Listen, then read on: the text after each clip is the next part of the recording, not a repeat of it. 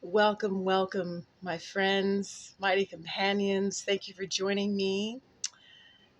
Welcome to One Mind Miracles with Quana. I just I just changed the name of my channel to One Mind Miracles with Quana, and I felt a strong prompt from Spirit to change the name to that. and I'm Quana, and something very profound just recently came through for me. There's a lot of talk. There's been a lot of talk for many years about connecting with your inner child, doing inner child work, inner child healing.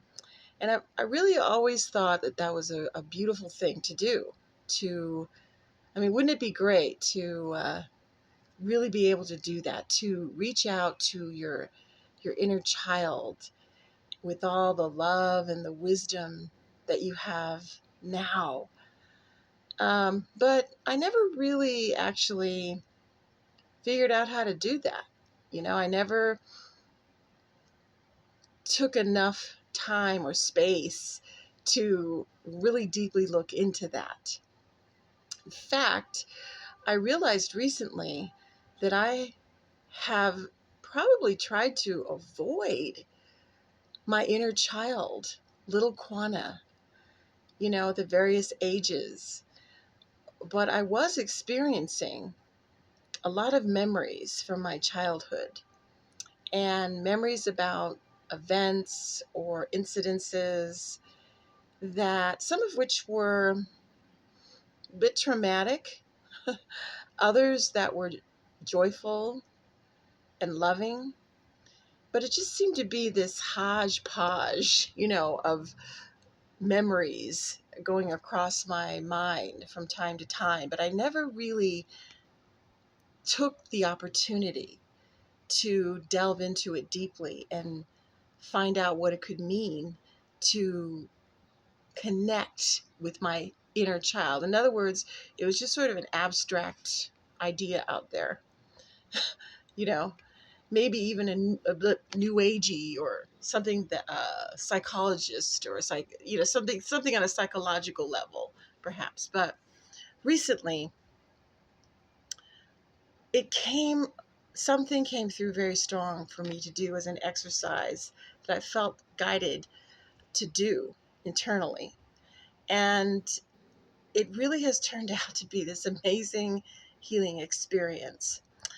Uh, in the last few years, and I've mentioned this on this channel, I've been going through a very powerful and intense spiritual awakening.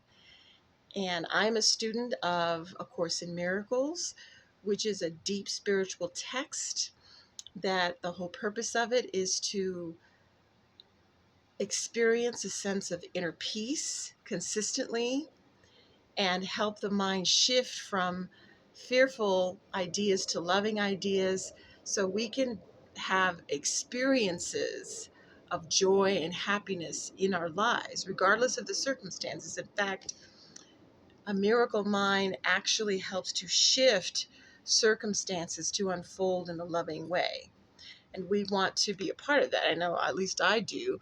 And I've shared on this channel all the miracles I've experienced and how I've grown this, I've developed a strong sense of trust to God because of the experience of my mind shifting as much as I can away from fear and to love, to loving thoughts. So, but the connecting with the inner child is not something that's necessarily highlighted specifically in A Course in Miracles, but what the teachings have helped me to do is to have a willingness to take a look at my beliefs. Like when I get upset about something, when I feel triggered about something, when I feel frightened about something, the exercises and the lessons and the teachings of A Course in Miracles focus on your beliefs. Why are you having a certain belief? Why are you afraid of this thing or event? or whatever it is. And for me, I found 9 times out of 10, it started in childhood, right? Isn't that true for most of us?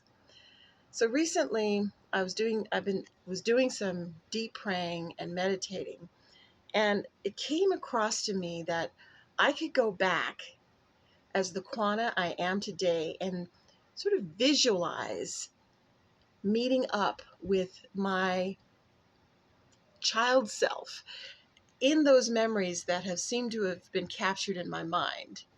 Certain events, certain times where with something was happening, and I started going into just meeting up with little Quana at certain periods of time or certain years of my life in my childhood that brought back very warm memories for me, very loving memories. It seemed like a happy time for me. And I could just sort of hang out. I imagined myself in those memories coming into the picture and meeting myself at that young age. And of course, she recognizes me. And we start talking, and I take her to get some candy, or I take her to meet her friends at a playground, etc.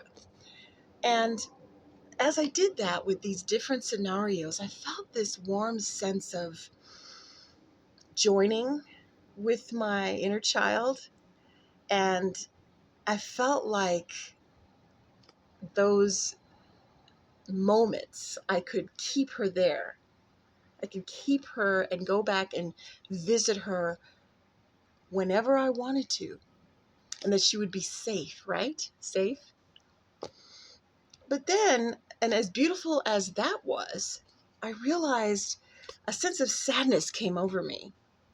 Like, because the reason the sadness would come was because even though that seemed like a good memory, what came after that was not so, maybe not so great of a memory, or something I knew would lay ahead for little Quana that was upsetting or difficult, seemingly, right?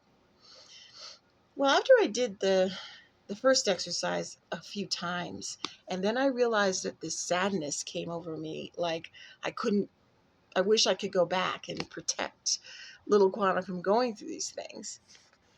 After some more prayer, I realized that, wait a minute, wait. I'm supposed to be on a journey where I can accept all things being exactly as they are, and that all things work together for good, even the things that I perceived as negative or painful or difficult. And I've talked about that on this channel. So with that in mind, what can I do, Spirit? How can I think about this differently? How can I think about healing that aspect of wanting to protect little Quana? So the next thing I felt coming to me was that I could actually go back to every scene or every memory that seemed unpleasant or traumatic or difficult that I seemed to face as a child. And I imagined myself, the Quana I am today, with all the wisdom and the spiritual development that I have now, and the knowledge of the outcomes and the deeper reasoning behind those situations. I imagined myself going into all of those situations and immediately stopping the whole scene, right? The unpleasant ones, right? And taking little Kwan in my arms and talking to her and telling her there was nothing wrong with you. This isn't your fault. I love you and you're beautiful. And one day you're going to grow up and do all these amazing things. And I did that just recently with many different scenarios that I could remember that seemed upsetting or traumatic or difficult when I was a child. And the sense of joy that I received, the sense of enormous release that I received by doing that I could go into my mind and imagine myself interjecting in some upsetting scene, stopping the whole thing, intervening, like a divine intervention, and talking and taking care of my younger self, my child self. So I recommend that. I recommend imagining traveling back in your mind with not for just reminiscing or for just the sake of going down memory lane or nostalgia. That can be very painful, but for the purpose of healing, going back in your mind and stopping those scenarios that seemed upsetting. If you've experienced any kind of childhood trauma, anything that seemed upsetting to you as a child, you can do that. And I have to tell you that I feel a sense of healing, almost to the point of it healing generational wounds, generational trauma, which is a subject for another video.